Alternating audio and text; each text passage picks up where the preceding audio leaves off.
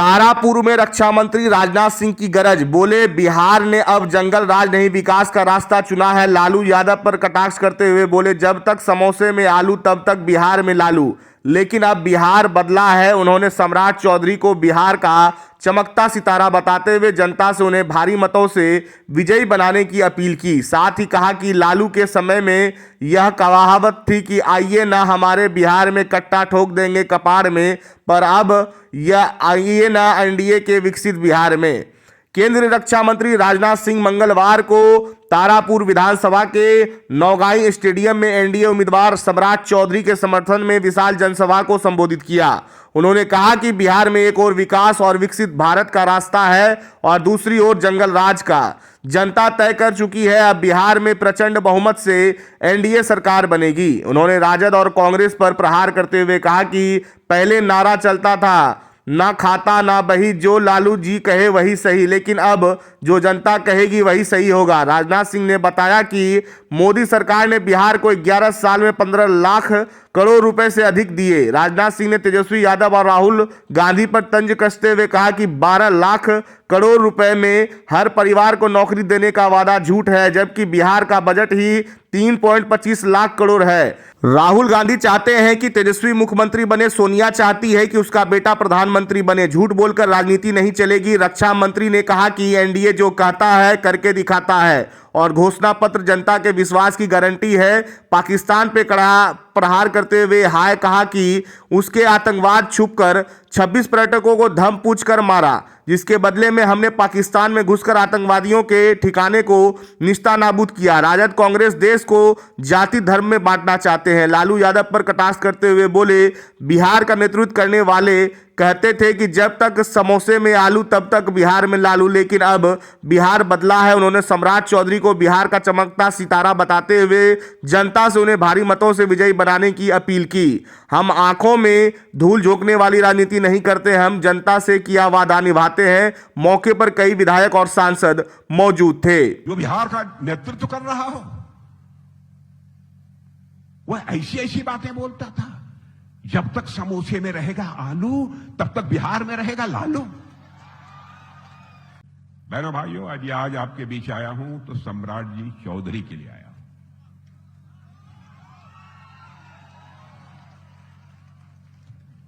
सम्राट जी का जहां तक प्रश्न है,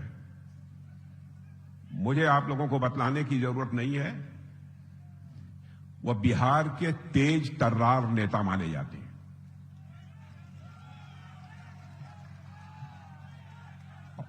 और आप लोग समझते होंगे कि वह बिहार के उप मुख्यमंत्री हैं, यही के नेता हैं, लेकिन मैं उत्तर प्रदेश से आता हूं।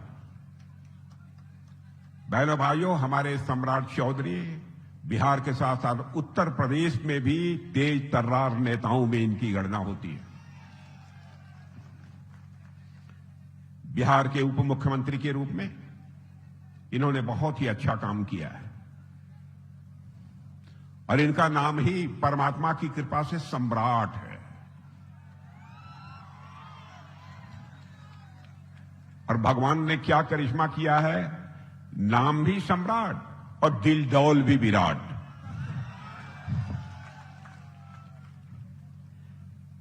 और देखिए, इनके विधानसभा क्षेत्र का नाम भी तारा है।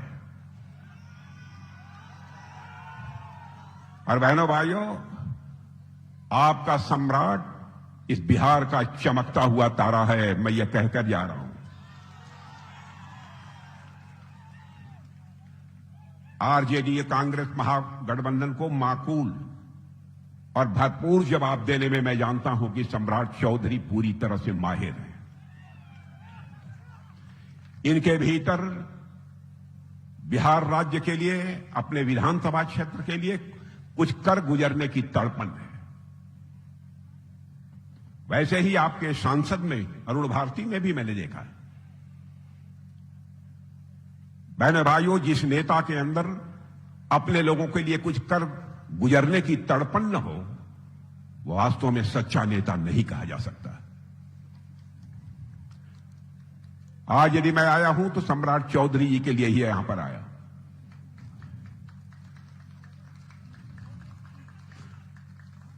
हम लोगों ने ये एनडीए बनाया है, अखिल भारतीय स्तर पर भी हमारी सरकार जो चल रही है वो एनडीए की सरकार है। और हमारी एनडीए की सरकार में आपने देखा होगा कि एनडीए के जितने भी घटक हैं सबको जो भरपूर सम्मान दिया जा सकता है वो हमारे प्रधानमंत्री ने दिया है। और हमारा जो चुनावी घोषणा पत्र भी जारी हुआ है वह चुनावी घोषणा पत्र भी मैं मानता हूं कि यह सामान्य चुनावी घोषणा पत्र नहीं है, बल्कि यह बिहार को ऊंचाइयों पर ले जाने की एक अटल प्रतिज्ञा है।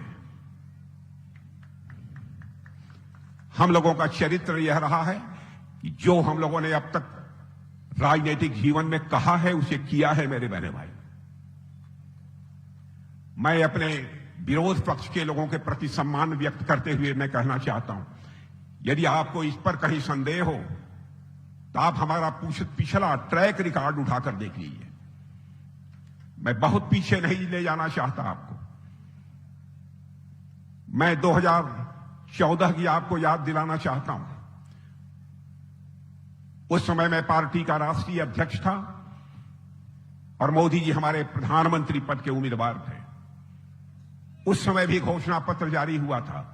मैंने अपने प्रधानमंत्री को देखा, बार बार ये कहते थे, अध्यक्ष जी यह देख लीजिएगा बारीकी से, कहीं ऐसी कोई चीज न आ जाए घोषणा पत्र में जिसे हम कहें और उसे कर ना पाए।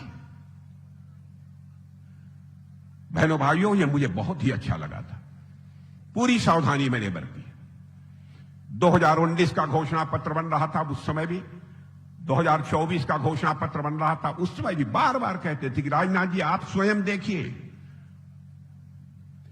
कहीं ऐसी कोई चीज ना आ जाए कि हम वादा कर दें और अपने वादे को पूरा न करें। क्यों कहते थे? आजाद भारत के राजनीति के पन्नों को पलट कर देखिए बहनों भाइयों, बहुत सारे ऐसे नेता हुए हैं जिन्होंने कहा तो बहुत कुछ है, वादे तो बहुत किए हैं, लेकिन अपने वादों को आंशिक रूप से भी उन्होंने पूरा नहीं किया है। यदि आजाद भारत में नेताओं ने आंशिक रूप से भी अपने वादों को पूरा कर दिया होता तो पता नहीं आज कई वर्षों पहले ही हमारा भारत दुनिया का एक ताकतवर भारत बन गया होता, एक विकसित भारत बन गया होता। और जो हम लोगों ने चुनावी घोषणा पत्र जारी किया है, यह कोई एक दस्तावेज नहीं है, यह बिहार की यात्रा का रोड मैप है, यह भविष्य की एक रूपरेखा है। मेरे बहनों भाइयों, कि हम कैसा बिहार बनाना चाहते हैं। हम विकसित बिहार बनाना चाहते हैं ताकि विकसित भारत का हमारा स्वप्न साकार हो सके। उसमें बहुत सारी घोषणाएं की गई हैं। उन घोषणाओं की बहुत विस्तार में जाकर मैं यहां पर चर्चा नहीं करना चाहता। और यह बात मैंने इसलिए कही कि आजाद भारत में नेताओं की कथनी और करनी में अंतर होने के कारण जो विश्वास का संकट पैदा हुआ है, उसके कारण कभी कभी जनता का विश्वास नेताओं पर जमता ही नहीं है। वो कहते हैं साहब चुनाव का समय है, इन्होंने कहा है, करेंगे कि नहीं करेंगे। बहनों भाइयों, सब पर संदेह कर लेना, लेकिन कम से कम एनडीए पर कभी संदेह मत करना। एनडीए जो कहेगी उसको करके दिखाएगी, चाहे उसके लिए हमको कितनी भी बड़ी कीमत क्यों न चुकानी पड़े। और मैं फिर से इस बात को दोहराना चाहता हूं, हमारे सारे चुनावी घोषणा पत्र को उठाकर देख लीजिए, कोई एक चीज यदि आपको दिखाई दे जाए आप वोट मत दीजिएगा। हम आपकी आंखों में धूल झोंक कर आपका समर्थन नहीं हासिल करना चाहते बहनों भाइयों। हम आपसे दिल मिलाकर और आपका विश्वास जीतकर हम समर्थन आपका हासिल करना चाहते हैं। क्या हो रहा है? उसके पहले की भी सरकारों को आपने काम करते हुए देखा होगा। आदरणीय अटल बिहारी वाजपेयी जी की भी एनडीए की सरकार थी। हमारे भाई रामविलास जी पासवान भी उसमें भी मंत्री हुआ करते थे। पहली बार परमाणु संपन्न यह भारत बना है मेरे बहनों भाइयों, तो अटल बिहारी वाजपेयी जी की एनडीए की सरकार रहते हुए बना है। उसके बाद कांग्रेस की हुकूमत आई, सारे आरजेडी और एडी जितने हैं सब शामिल थे, बर्बाद कर दिया। 2014 में जब हम लोगों की सरकार बनी, धन दौलत के मामले में, अर्थव्यवस्था के आकार के मामले में, जिसे अंग्रेजी में कहते हैं इकोनॉमी की साइज, उस मामले में हमारा भारत दुनिया के देशों में 11वें स्थान पर खड़ा था। 140 करोड़ की जनसंख्या का हमारा भारत, जिस्म का पसीना बहाने वाले भारतवासी, जरूरत पड़ने पर तो जिस्म का खून भी बहाने वाले भारतवासी, और वह दुनिया के देशों में 11वें स्थान पर खड़े थे। बहनों भाइयों, हमारी एनडीए की सरकार ने मोदी जी के नेतृत्व में करिश्मा किया है। जो हमारा भारत कभी धन दौलत के मामले में दुनिया के देशों में 11वें स्थान पर खड़ा था 2014 में, वह जंप लेकर आज दुनिया के देशों में 4थे स्थान पर पहुंच गया है। मेरे बहनों भाइयों, इतनी जल्दी दुनिया की मानी जानी फाइनेंशियल फर्म्स, वित्तीय संस्थाएं इस समय डंके की चोट पर यह दावा कर रही हैं कि मोदी जी के नेतृत्व में भारत जितनी तेजी के साथ आगे बढ़ रहा है, अब इसमें कहीं संदेह नहीं है। साल, 1.5 साल, 2 साल समाप्त होने के पहले ही यह भारत धन दौलत के मामले में दुनिया के देशों में 3रे स्थान पर आकर खड़ा हो जाएगा। भारत के मान सम्मान स्वाभिमान पर कभी भी हमने आंच नहीं आने दी है। भारत का मैं रक्षा मंत्री हूं। आपने देखा होगा, हमारा पड़ोसी देश पाकिस्तान है, वहां से कुछ आतंकवादी भारत की सीमा में घुस आए, चोरी से, सीना खोलकर नहीं, सिर झुकाकर, लेटते हुए भारत की सीमा में घुस आए। हमारे कुछ नौजवान भारतवासी उसी कश्मीर में पर्यटन के लिए, कश्मीर तो कितनी सुंदर जगह है, देखने के लिए वहां गए थे, घूमने टहलने के लिए गए थे। बहनों भाइयों, आतंकवादियों ने धर्म पूछकर एक एक को मारा है। 26 लोगों की जानें ली। उसके बाद मैंने भी थल सेनाध्यक्ष, आर्मी चीफ, एयरफोर्स के चीफ, नेवी, नौसेनाध्यक्ष सबकी बैठक बुलाई, ना राष्ट्रीय सुरक्षा सलाहकार, और मैंने केवल एक ही सवाल किया था, मेरे बहनों भाइयों, पाकिस्तान के खिलाफ ऑपरेशन करना है, आप सभी तैयार हैं? उन्होंने चटपट कहा कि हम सभी लोग, जब आदेश होगा तब हम ऑपरेशन करने को तैयार हैं। प्रधानमंत्री जी से हम लोग मिले, प्रधानमंत्री जी ने बैठक बुलाई। प्रधानमंत्री जी ने सारे लोगों की बातें सुनने के बाद कहा, जाइए, खुली आजादी है, जैसे भी खेल सकते हो खेल लीजिए, लेकिन पाकिस्तान को धूल चटाकर ही वापस लौटिए।